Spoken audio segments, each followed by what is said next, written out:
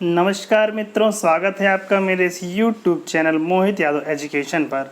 इस चैनल पर मैं आपको मैकेनिकल इंजीनियरिंग के विभिन्न सवालों को सॉल्व कराता हूं, जो आपके मैकेनिकल जेईई से संबंधित विभिन्न एग्जाम्स में आपके काम आते हैं।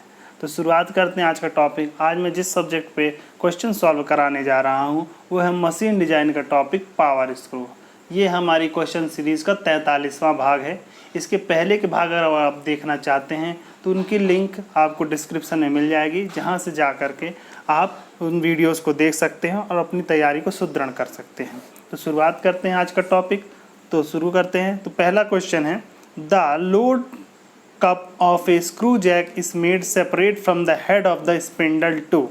इन्होंने कहा है जो स्क्रू जैक होता है उसका जो कप हो उसको उसके स्पिंडल से अलग क्यों बनाया जाता है। कारण 4 ऑप्शन दिए हैं, चूज़ करना है। Enhance the load carrying capacity of the jack, jack का कोट लोड कैरिंग कैपेसिटी बढ़ाने के लिए। दूसरा, reduce the effort needed for lifting the working load, ताकि वर्किंग लोड को लिफ्ट करने के लिए जो एफर्ट लगाया जाता है उसको कम करने के लिए। तीसरा, reduce the value of the frictional torque to be counted for lifting the load, मतलब फ्रिक्शनल टार्क को कम करने के लिए ताकि लोड को लिफ्ट करने में जो एफर्ट लगाना पड़े वो कम हो जाए। चौथा, to prevent the rotation of the load being lifted, जो लोड उठाया जा रहा है उसका रोटेशन समाप्त करने के लिए। देखिए, तो स्क्रू जैक जो होता है, स्क्रू जैक देखिए इस प्रकार से एक होता है, उसके ऊपर इस प्रकार एक कप होता है जिसमें हम लोग जो भी मटेरियल को उठाना उसको रखा जाता है।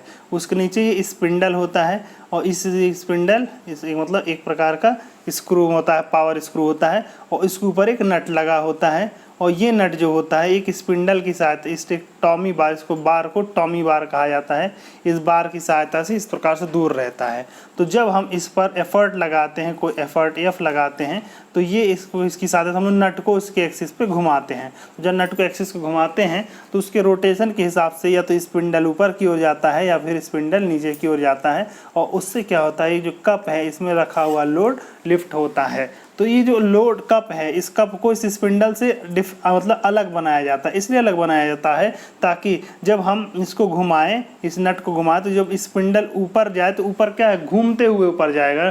जैसे स्क्रू एंड नट में जैसा सिस्टम होता है, तो नट को घुमाने पे क्या है, वो स्पिंडल घूमते हुए ऊपर की ओर जाएगा, घूमते हुए नीचे ही उतरेगा। तो उससे अगर हम इस दोनों को एक दूसरे के साथ ही बनाए, दोनों का अटैच बनाएंगे, तो ये कप को भी क्या है अपने एक्सिस पे घूमना पड़ेगा। तो उससे क्या है, उसके अंदर रखा हुआ लोड घूमेगा, तो जिसके कारण हमको क्या है, कप में अनबैलेंसिंग हो जाएगी, यानी कप में बैलेंसिंग की समस्या आ सकती है। इसलिए क्या है, इन दोनों को अलग रखा जाता है। तो हम लोग क्या कहेंगे, इसका आंसर क्या है, इसका आंसर ये हो जाएगा कि हम लोग स्पिंडल और कप को इसलिए पृथक बनाते हैं ताकि जब हम लोग एफर्ट लगा करके लोड को घुमाएं तो उसके जान जो स्पिंडल घूमे तो उससे कप ना घूमे, जिसके कारण उसमें रखा हुआ लोड भी अपनी जगह पे स्थिर रहे। तो हमारा आंसर क्या हो जाएगा, हमारा आंसर हो जाएगा D, to prevent the rotation of the load being lifted, मतलब जिस लोड को उठाया जा रहा है उसको रोटेशन को प्रिवेंट करने के लिए क्या किया जाता है, कप ऑफ द स्क्रू, मतलब लोड स्क्रू जैक का कप है उसको पृथक बनाया जाता है, स्पिंडल से पृथक बनाया जाता है। अगला क्वेश्चन लेते हैं। अगला क्वेश्चन है, to ensure self locking in a screw jack it is essential that helix angle is. तो सबसे पहले देखिए इन्होंने कहा है, इसमें देखिए क्या टर्म है, self locking in a screw jack. ठीक, तो सबसे पहले हम लोग जान लेते हैं सेल्फ लॉकिंग क्या होता है, और फिर it is essential that helix angle is. उसके बाद ये भी जानना चाहिए हम लोग को हेलिक्स एंगल क्या होता है। ठीक, तो क्या है, चार ऑप्शन दिया है, larger than friction angle, smaller than friction angle, equal to friction angle, such as to give maximum efficiency in the lifting. मतलब सेल्फ लॉकिंग, जो अगर स्क्रू को सेल्फ लॉकिंग बनाना है तो उसका हेलिक्स एंगल कैसा होना चाहिए, फ्रिक्शन एंगल से अधिक होना चाहिए, फ्रिक्शन एंगल से कम होना चाहिए, फ्रिक्शन एंगल के इक्वल होनी चाहिए, या फिर it has maximum efficiency in the lifting, और इसको या इस प्रकार से होना चाहिए कि उठाने के लिए जो एफिशिएंसी हो वो मैक्सिमम हो। तो देखिए सबसे पहले हेलिक्स एंगल क्या होता है ये जान जाते हैं। ठीक, देखिए अगर हम लोग किसी स्क्रू के विभिन्न पैरामीटर्स की बात करें तो स्क्रू देखिए क्या होता है, स्क्रू अगर हम लोग इस प्रकार से देखें तो एक स्क्रू का इस प्रकार कोर होता है और इस पर इस प्रकार से थ्रेड्स होती हैं। ठीक, इस प्रकार से थ्रेड होती हैं। तो इस थ्रेड सहित जो सबसे बाहरी डायमीटर प्राप्त होता है, ये वाला डायमीटर, तो इसको कहा जाता है मेजर डायमीटर कहा जाता है। क्या कहा जाता है? Major diameter. इसको कैपिटल डी से हम लोग दर्शा सकते हैं। तो जो बाहरी सबसे बाहरी डायमीटर होता है, इसको जो मापा जाता है, इसको कहा जाता है मेजर डायमीटर, या कभी कभी इसी को नॉमिनल डायमीटर भी कहा जाता है। नॉमिनल डायमीटर और मेजर डायमीटर एक ही चीज़ होती है, ठीक। तो इसको क्या कहा जाता है? Nominal diameter of the screw कहा जाता है इसे। और क्या कहा जाता है? मेजर डायमीटर कैपिटल डी से दर्शा सकते हैं। और जो इसका सबसे छोटा डायमीटर होता है, जो इसका कोर है, मतलब जो जहाँ पे स्क्रू थ्रेड की गहराई सबसे ज़्यादा होती है, उसको कोर डायमीटर कहा जाता है। तो इसको डीसी से दर्शा सकते हैं। इसको क्या कहा जाता है? कोर डायमीटर कहा जाता है। तो जो कोर डायमीटर की वैल्यू होती है जो डीसी, वो नॉर्मली होती है कैपिटल डी माइनस पी, मतलब major diameter minus P. P क्या होता है? पी पिच है। पी क्या है? इसका पिच है, ठीक। और मीन डायमीटर क्या होगा? मीन डायमीटर की हम लोग बात करें तो मीन डायमीटर क्या होगा कि इसका मतलब major diameter plus core diameter या माइनर डायमीटर कहते हैं डिवाइडेड बाई 2, ठीक। तो इसे क्या कहा जाता है? इसको मीन डायमीटर कहा जाता है। मतलब major diameter plus core diameter को कभी कभी मेन माइनर डायमीटर भी कहा जाता है, प्लस डिवाइडेड बाई 2, ठीक। तो उसके अलावा देखिए पिच क्या होता है। इसके अलावा दो टर्म और होते हैं। एक होता है पिच। पिच होता है कि अगर कोई स्क्रू थ्रेड इस प्रकार से है, ठीक, इसको इस प्रकार से अगर इसको स्क्रू थ्रेड है, तो किसी एक पिच पे कोई एक पर्टिकुलर पॉइंट ले लीजिए। मान लीजिए हमने इसका सबसे गहरा वाला पॉइंट ले लिया, तो उसी कंसेक्यूटिव जो दूसरा थ्रेड है उसका वही वाला जो दूसरा पॉइंट लें उसी थ्रेड पे, मतलब जो इसका जिस स्थान पे इसका थ्रेड लिया है उसी स्थान पर अगर हम दूसरे का थ्रेड लें, तो उन दोनों पॉइंट के जो बीच की दूरी होती है उसको क्या कहा जाता है? पिच कहा जाता है। या दूसरे वर्ड्स में कह सकते हैं कि देखिए इसको क्या कहा जाता है? टॉप है, एकदम टॉप पॉइंट है, और एकदम क्या कहते हैं? एक बॉटम पॉइंट है। तो देखिए इसके अगर इस टॉप पॉइंट से लेकर दूसरे टॉप पॉइंट तक के बीच की दूरी अगर हम लोग देखें तो उसे क्या कहेंगे? पिच कहेंगे। या दूसरे के वर्ड में क्या कहेंगे? नीचे एक बॉटम पॉइंट से लेकर के दूसरे बॉटम पॉइंट तक के बीच की दूरी क्या कहेंगे हम लोग? पिच कहेंगे, ठीक। तो इस प्रकार से पिच, ये हम लोग का पिच की वैल्यू हो जाएगी। मतलब कहने का मतलब है दो कंसेक्यूटिव थ्रेड के बीच में एक जो पर्टिकुलर पॉइंट है, जो एक थ्रेड पे उसी कंसेक्यूटिव जो थ्रेड है उसका दूसरा जो पर्टिकुलर पॉइंट है, उन दोनों के बीच की दूरी क्या हो जाए? कहलाती है पिच कहलाती है। और एक दूसरा टर्म होता है जिसको कहा जाता है लीड कहा जाता है। दूसरा टर्म क्या कहता है? लीड कहा जाता है। लीड मतलब होता है कि अगर हम स्क्रू थ्रेड को एक राउंड घुमाएं, मतलब स्क्रू थ्रेड को एक पूरा साइकिल घुमाएं, उस एक साइकिल घुमाने पे ये जितना एक्सियल दूरी तय करता है, इन दोनों के बीच की जो एक्सियल दूरी हो, तो जितना ये एक्सियल दूरी तय करता है इसको क्या कहा जाता है? इसको लीड कहा जाता है। मतलब लीड स्क्रू थ्रेड को घुमाने पर एक राउंड में जो एक्सियल डिस्टेंस तय की जाती है उसको क्या कहा जाता है? उसको लीड कहा जाता है, ठीक। तो तो फिर लीड क्या हो जाएगा? तो लीड और उसमें दोनों में संबंध क्या हो जाएगा? तो हम लोग कह सकते हैं lead divided by pitch. Lead divided by pitch equal to कहलाता है नंबर ऑफ स्टार्ट कहलाता है। क्या कहलाता है? Number of start. मतलब कहने का है कि किसी स्क्रू में number of threads number of starts अगर जितने होंगे तो वो इक्वल टू होगा लीड अपॉन पिच। तो अगर एक नंबर ऑफ स्टार्ट मतलब एक ही थ्रेड ऊपर से लेकर नीचे तक बनी हुई है, उस कंडीशन में लीड और पिच क्या हो जाएगी? एक दूसरे के इक्वल हो जाएगी, ठीक। और अगर दो नंबर ऑफ स्टार्ट दो हैं तो हम लोग इसी फार्मूले सहायता से लीड और पिच में संबंध निकाल सकते हैं, ठीक। तो दूसरे वर्ड्स में हम लोग कह सकते हैं कि पिच इक्वल टू क्या होता है? पिच इक्वल टू होता है lead divided by number of start. क्या कहते हैं? Pitch equal to lead divided by number of start, ठीक। तो ये होता है। अब देखिए अगर हम लोग लीड को यल से दर्शाएं, ठीक, और जो मीन डायमीटर डीएम से दर्शाएं, तो हेलिक्स एंगल जो होता है, हेलिक्स एंगल अल्फा से दर्शाया था, ये इक्वल टू होता है यल अपॉन पाई डी एम, ठीक। यल क्या है? लीड है, और पाई डी एम क्या है? मीन डायमीटर है। दैट इज मीन डायमीटर मैंने क्या बताया था? Major diameter plus minor diameter divided by 2। तो इसको क्या कहा जाता है? मीन डायमीटर कहा जाता है, ठीक। तो ये हो गया। अब देखिए अगर ये सेल्फ लॉकिंग क्या कहलाता है? सेल्फ लॉकिंग स्क्रू क्या कहलाता है, ठीक। सेल्फ लॉकिंग स्क्रू को समझने के लिए पहले आप ये समझिए कि अगर हमको क्या है, अगर हमने क्या है, ये जो मान लीजिए एक स्क्रू जैक है, स्क्रू जैक इस प्रकार से है, तो यहाँ नट की सहायता से हमने नट यहाँ पर फिक्स है। लेकिन क्या है, इस स्क्रू का भी कुछ सेल्फ लोड होगा, उस सेल्फ लोड के कारण क्या है वो नीचे आने का प्रयास करेगा और धीरे धीरे क्या है वो नीचे की ओर खिसकना शुरू कर देगा। मतलब अपने एक्सिस पे धीरे अपने लोड के कारण उस पर एक एफर्ट लगेगा और धीरे धीरे रोटेट करता वापस नीचे की ओर आने लगेगा। ठीक, तो अब देखिए उसको काउंटर कौन करेगा, उसको काउंटर करेगा इन नट और बोल्ट के नट और इसका जो स्पिंडल बोल्ट है, इन दोनों के बीच में जो फ्रिक्शन है, इन दोनों के बीच में जो फ्रिक्शन है वो क्या करेगा, इस मोशन को रोकने का प्रयास करेगा। मतलब सीधे सीधे अपने सेल्फ लोड के कारण स्पिंडल नीचे आने का प्रयास करेगा और अपने नट के साथ घूमते हुए अपने आप नीचे आने लगेगा। ठीक, तो उसको रोकने के लिए क्या होगा, उन दोनों के बीच में जो फ्रिक्शन होगा वो कार्य करेगा। तो उन दोनों के बीच जो दो फ्रिक्शन कार्य करेगा वो उसको रोकने का प्रयास करेगा। अब देखिए, अब दो चीज़ें यहाँ पे दो चीज़ें हो गई यहाँ पे।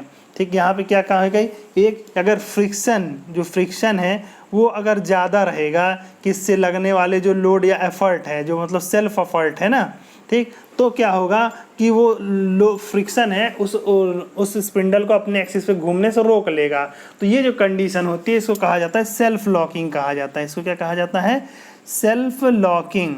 मतलब कि जब नट की थ्रेड और जो स्पिंडल की थ्रेड दोनों के बीच में जो फ्रिक्शन है वो फ्रिक्शन इतना अधिक हो कि वो नट के सेल्फ लोड के कारण जो होने वाला रोटेशन है उसको रोक ले, तो उस कंडीशन को कहा जाता है सेल्फ लॉकिंग कहा जाता है।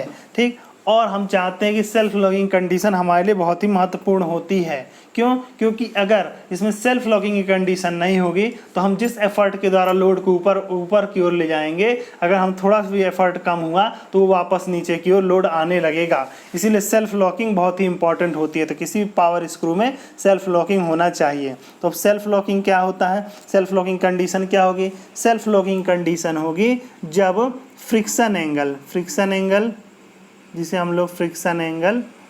हम लोग फाई से दर्शाते हैं, अगर इसकी वैल्यू ग्रेटर देन है हेलिक्स एंगल अल्फा, मतलब phi is greater than alpha, मतलब फ्रिक्शन एंगल की value phi equal to friction angle की जो वैल्यू है वो ग्रेटर देन है किसने, हेलिक्स एंगल से ज़्यादा है। तो उस कंडीशन में क्या होता है, उसको कहा जाता है कि ये सेल्फ लॉकिंग स्क्रू है। ठीक, तो इसे हम क्या कहा जाता है, self locking screw. Self locking screw की कंडीशन क्या है, सेल्फ लॉकिंग स्क्रू की कंडीशन है कि friction angle should be greater then the helix angle. Okay, तो यही क्वेश्चन पूछा गया है। कि क्वेश्चन क्या पूछा गया है कि to ensure self locking in the screw jack it is essential that helix angle alpha should be क्या है, helix angle alpha should be less than क्या हो जाएगा, फाई, मतलब उससे फ्रिक्शन एंगल से कम होना चाहिए, should be smaller than friction angle. तो यही हमारा आंसर हो जाएगा। तो सेल्फ लॉकिंग की स्क्रू की कंडीशन क्या है कि helix angle should be less then friction angle, या दूसरे वर्ड्स में कह सकते हैं कि friction angle should be greater then helix angle. तो ये हमारा आंसर हो जाएगा बी। अगला क्वेश्चन ले लेते हैं। अगला question, the maximum efficiency of self locking screw is, self locking screw की मैक्सिमम एफिशिएंसी क्या होती है। तो देखिए, सबसे पहले हम आपको बता दें कि पावर स्क्रू या सेल्फ लॉकिंग स्क्रू या पावर स्क्रू की एफिशिएंसी क्या होती है। तो पावर स्क्रू की जो एफिशिएंसी का फार्मूला होता है ये इक्वल टू होता है tan phi divided by tan alpha plus phi. ठीक, क्या होनी चाहिए, tan phi should be equal to, मतलब सॉरी, एफिशिएंसी का जो फार्मूला होता है वो होता है tan phi divided by tan alpha plus phi होता है मैक्सिमम मतलब एफिशिएंसी का फार्मूला। ठीक, तो स्क्रू जैक की एफिशिएंसी का फार्मूला। तो इन्होंने पूछा क्या है, इन्होंने पूछा है कि the maximum efficiency of self locking screw. तो सेल्फ लॉकिंग स्क्रू की एफिशिएंसी हम लोग को निकालनी है। तो देखिए, हमने आपको एफिशिएंसी का फार्मूला क्या बताया, हमने आपको एफिशिएंसी का फार्मूला बताया कि tan phi divided by tan alpha plus phi. ठीक, तो हमने बताया सेल्फ लॉकिंग स्क्रू के लिए क्या कंडीशन, सेल्फ लॉकिंग स्क्रू के लिए कंडीशन है कि phi should be greater than और इक्वल टू अल्फा। ठीक, मतलब फाई की वैल्यू क्या होनी चाहिए, वो अल्फ़ा से या तो इक्वल होनी चाहिए या ग्रेटर होनी चाहिए। तो कहने का मतलब है कि अल्फ़ा की जो मैक्सिमम वैल्यू हो सकती है वो कितनी हो सकती है, फाई हो सकती है।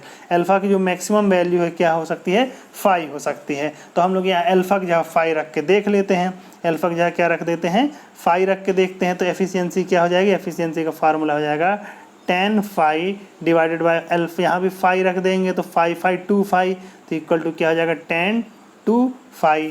tan 2 फाई का फार्मूला क्या होता है, tan 2a इक्वल टू होता है 2 tan phi divided by 1 minus tan square phi. तो यहाँ पे हम लोग रख देंगे तो हो जाएगा, हम लोग को जो आंसर हो जाएगा एफिशिएंसी का फार्मूला बन जाएगा वो इक्वल टू हो जाएगा tan phi divided by tan 2 phi क्या हो जाएगा, tan 2 फाई इक्वल टू हो जाएगा tan phi 2 tan phi divided by 1 minus tan square phi, ये हो जाएगा। तो tan फाई से tan फाई कैंसिल हो जाएगा और ये रिवर्स हो जाएगा, ऊपर पहुंच जाएगा। तो हमारा जो एफिशिएंसी का फार्मूला बन जाएगा, एफिशिएंसी का फार्मूला वो इक्वल टू हो जाएगा tan square phi 1 minus tan square phi divided by 2। ठीक, या अदर वर्ड्स में कह सकते हैं जो एफिशिएंसी का फार्मूला हो जाएगा 1/2 minus tan square phi divided by 2। तो हम लोग क्या कहते हैं कि सेल्फ लॉकिंग स्क्रू के लिए जो एफिशिएंसी का फार्मूला हो जाएगा ये क्या हो जाएगा, अभी देखिए नॉर्मल फार्मूला क्या था, किसी भी पावर स्क्रू के जो एफिशिएंसी का फार्मूला था वो tan phi divided by tan phi plus alpha था। ठीक, और हमने सेल्फ लॉकिंग स्क्रू के लिए निकाल लिया, तो सेल्फ लॉकिंग स्क्रू के लिए क्या हो जाएगा 1/2 minus tan square phi divided by 2। अब देखिए यहाँ पे जो tan स्क्वायर फाई है, क्योंकि स्क्वायर है तो इसकी वैल्यू हमेशा पॉजिटिव होगी, तो हम ये कह सकते हैं कि इस पूरे टर्म की वैल्यू क्या है, पॉजिटिव होगी। कहने का मतलब ये है कि एफिशिएंसी की मैक्सिमम वैल्यू क्या होगी, 1/2 होगी। क्यों, क्योंकि ये टर्म हमेशा ही इसमें से घटता रहेगा। ठीक, तो हम लोग क्या कहेंगे, अगर हम लोग फाई की वैल्यू 0 भी रख दें तब भी इसकी वैल्यू क्या है, एफिशिएंसी की वैल्यू 1/2 होगी। अगर 0 से अगर हम ज़्यादा रखेंगे तो ऑब्वियसली 1/2 से कम हो जाएगी, क्योंकि वाला टर्म क्या है इस पूरे टोटल टर्म में से घट जाएगा। तो हम दूसरे वर्ड्स में क्या जा सकते हैं कि जो सेल्फ लॉकिंग स्क्रू की एफिशिएंसी निकाली वो मैक्सिमम कितनी हो जाएगी, मैक्सिमम 1/2 होगी, या दूसरे वर्ड्स में कहे कि मैक्सिमम 50% होगी। मैक्सिमम क्या हो जाएगी, 50% होगी। तो maximum efficiency of self locking screw is 50%। क्या हो जाएगी, maximum efficiency of self locking screw is 50%। तो हमारा आंसर क्या हो जाएगा, 50%।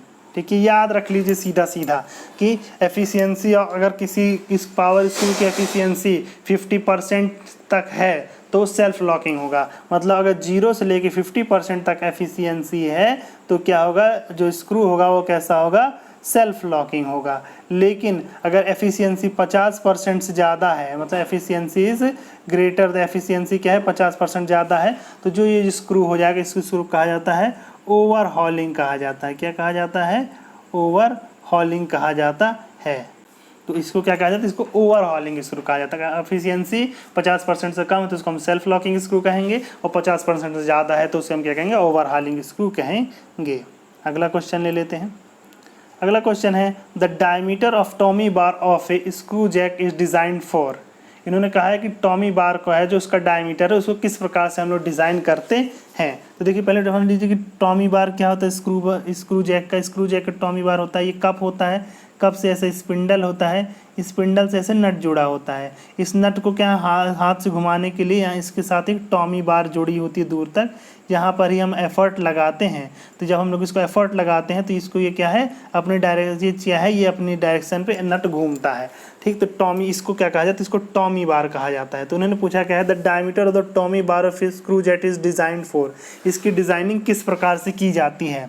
इन्होंने क्या कहा, bending moment due to effort applied, bending moment के आधार पर, torque on a tommy bar, torque के आधार पर, a percentage of axial load के आधार पर, और sum axial loads coupled with transverse load, मतलब जो एक्सियल लोड है उसके साथ जो ट्रांसवर्स लोड लग रहा है उसके लिए। तो देखिए जब टॉमी बार की डिज़ाइन की जा रही होती है, टॉमी बार, तो जब हम इस पे देखिए नट है, इसके साथ ये लगा हुआ है लोड, तो जब हम इस पे लोड लगाएंगे तो ये क्या है अपने इस तरह से एक्सिस पे बेंड होने की कोशिश करेगा। ये क्या करेगा, बेंड होने की कोशिश करेगा। तो क्या इसमें किस प्रकार का मोमेंट जनरेट होगा, इसमें बेंडिंग मोमेंट या बेंडिंग स्ट्रेस जनरेट होगी। तो हम लोग क्या करेंगे, टॉमी बार के डिजाइन किस आधार पर कर देंगे, बेंडिंग मोमेंट के आधार पर कर देंगे। ठीक, तो इसका आंसर क्या हो जाएगा, इसका आंसर हो जाएगा A, bending moment due to effort applied. Effort applied के कारण जो बेंडिंग मोमेंट जनरेट होता है उसी के आधार पर हम लोग स्क्रू जैक के टॉमी बार की डिज़ाइन करेंगे। जो अदर ऑप्शन है वो क्यों नहीं सही है, इसलिए देखिए torque on a tommy bar due to the effort applied. ये अगर हम लोग टॉमी बार है, अगर ये टॉमी बार इस प्रकार से है तो इस पर टार्क के आधार पर कब डिज़ाइन करते हैं, जब ये अपने एक्सिस पे इस प्रकार से घूमता है, मतलब हम इसमें मरोड़ देते हैं, मतलब इसमें घूरना ना घूर देते, मतलब इसको अपने एक्सिस में मरोड़ा जा रहा हो तब इसमें टॉर्क वाला अप्लाई करते हैं। ये परसेंटेज ऑफ एक्सियल लोड पर डिपेंड नहीं करता है, क्योंकि जो हमको एफर्ट लगाना है उसके कारण इसमें बेंडिंग होगी। एक्सियल लोड से कोई फर्क नहीं है और ट्रांसवर्स लोड का भी कोई असर नहीं होगा। तो जो टॉमी बार की होगी, स्क्रू जैक की टॉमी बार, उसकी डिज़ाइन किस प्रकार से की जाती है, उसकी design bending moment due to effort applied option A के आधार पर की जाएगी। अगला क्वेश्चन पूछता है इन्होंने, which of the following screw thread is adopted for power transmission in A either direction. मतलब किसी भी डायरेक्शन में पावर ट्रांसमिशन के लिए अगर हमको कौन सी थ्रेड का यूज़ किया जाना चाहिए, तो देखिए कि इसमें इसका आंसर होता है एक्मे थ्रेड होता है। याद कर लीजिए, क्यों कि मतलब एक्मे थ्रेड मतलब इस प्रकार का इन्होंने पूछा है कि कौन सा थ्रेड है जिसको अगर हम लोग किसी भी डायरेक्शन में पावर सप्लाई के लिए यूज़ करते हैं, इस डायरेक्शन में भी इस डायरेक्शन में, दोनों ही डायरेक्शन में सेम एफिशिएंसी देता है। तो जो एक्मे थ्रेड होता है वो दोनों ही डायरेक्शन में सेम एफिशिएंसी देता है, इसलिए एक्मे थ्रेड का प्रयोग किया जाता है ईदर डायरेक्शन, मतलब किसी भी डायरेक्शन में पावर ट्रांसमिशन के लिए हम लोग कौन सा थ्रेड यूज़ करेंगे, एक्मे थ्रेड का यूज़ किया जाता है।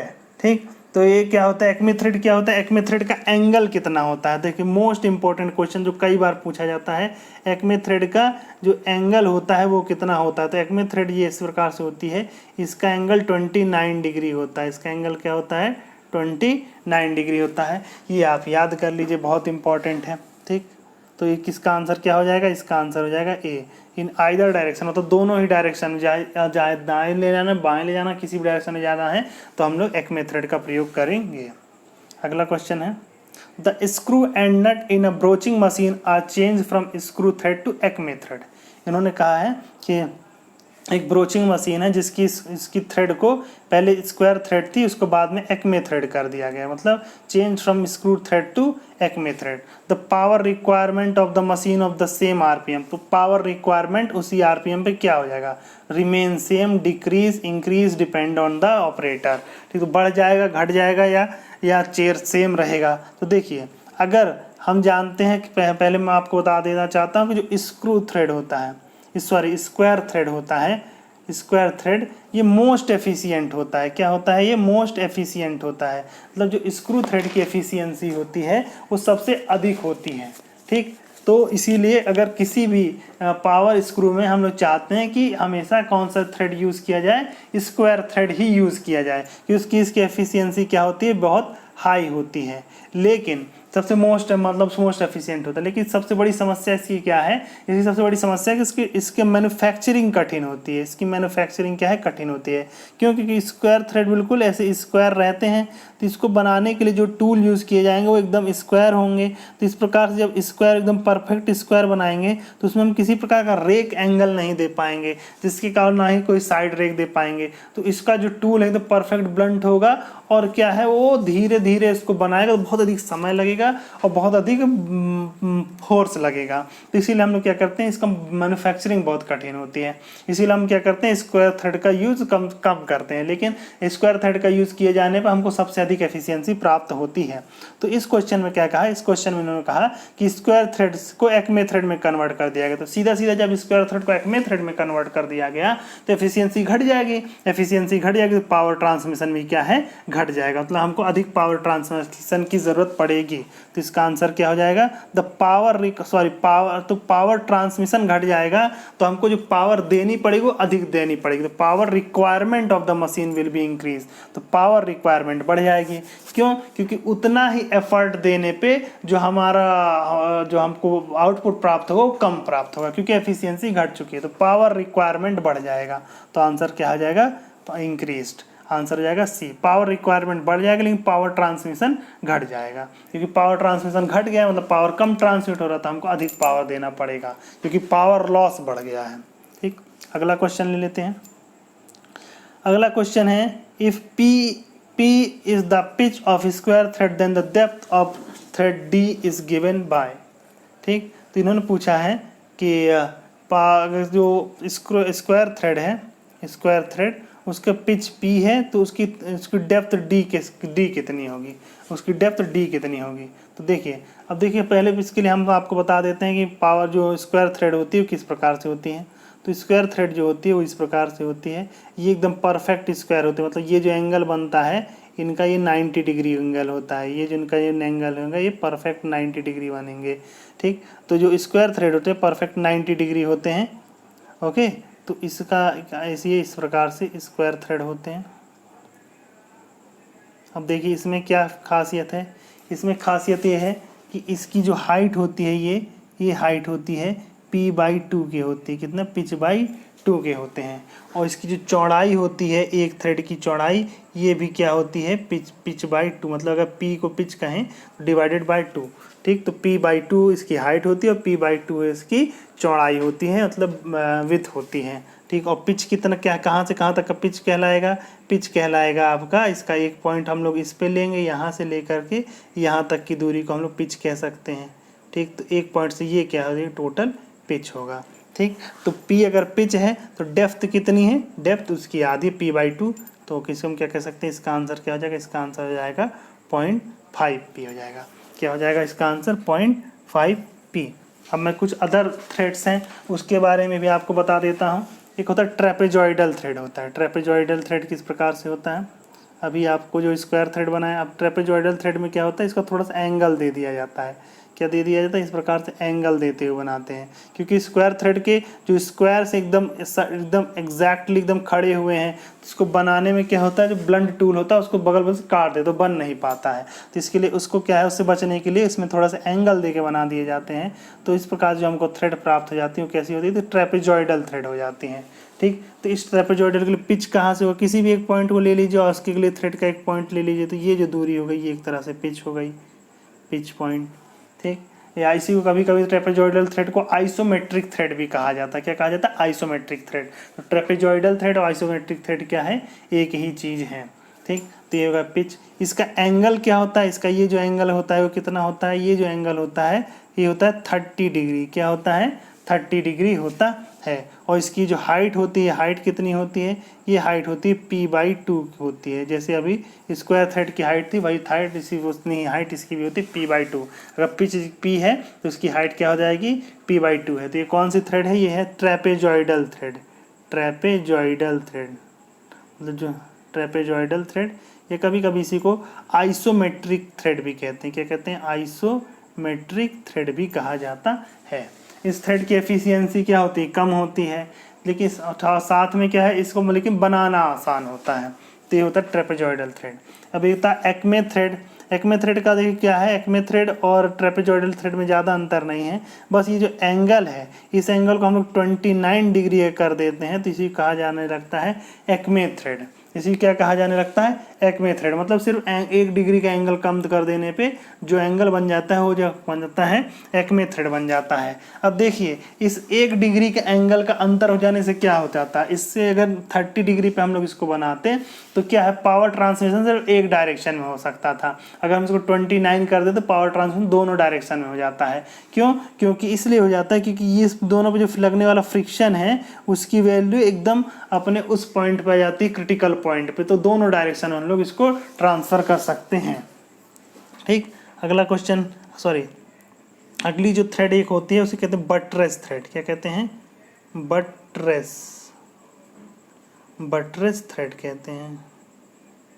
तो बट्रेस थ्रेड देखिए कैसी होती हैं, वो इस प्रकार से होती हैं, इस प्रकार से होती हैं, बटरेस थ्रेड होती हैं। ठीक, बटरेस थ्रेड, तो बटरेस थ्रेड की पिच क्या होगी, इस पॉइंट से लेकर इस पॉइंट तक की हम लोग दूरी को कह देते हैं, पिच से कह देते हैं पी, तो पी से दर्शाते हैं तो पी हो जाता है बटरेस थ्रेड। इसका जो एंगल होता है, इसका इंक्लूडेड एंगल जो होता है वो 45 डिग्री होता है, उसका क्या होता है 45 डिग्री होता है। ठीक, और इसकी ये जो हाइट होती है, ये हाइट ये होती है 0.75 होती है, 0.75 पी, मतलब पिच का 0.75। ठीक, तो ये हो जाती 0.75।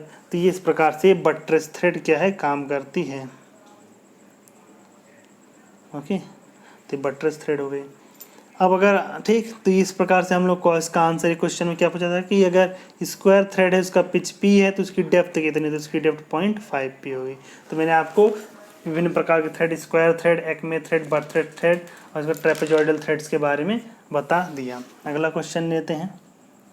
अगला क्वेश्चन है, in case of power screw what is the combination of material used for screw and the nut. इन्होंने पूछा है कि अगर इस जो पावर स्क्रू होते हैं उस केस में हम लोग उनका मटेरियल कौन सा यूज़ किया जाता है। देखिए, जब हम लोग पावर स्क्रू बना रहे थे, जब हम लोग पावर स्क्रू बना रहे होते हैं तो उस कंडीशन में जो स्क्रू बनाए जाते हैं, स्क्रू, ठीक, स्क्रू जो बनाए जाते हैं वो बनाए जाते हैं स्टील के। किसके बनाए जाते हैं, स्टील के। और जो नट बनाए जाते हैं, नट बनाए जाते हैं फॉस्फर ब्रांज के बनाए जाते हैं। किसके बनाए जाते हैं, फॉस्फर ब्रॉन्ज के बनाए जाते हैं, फॉस्फर ब्रॉन्ज के बनाए जाते हैं।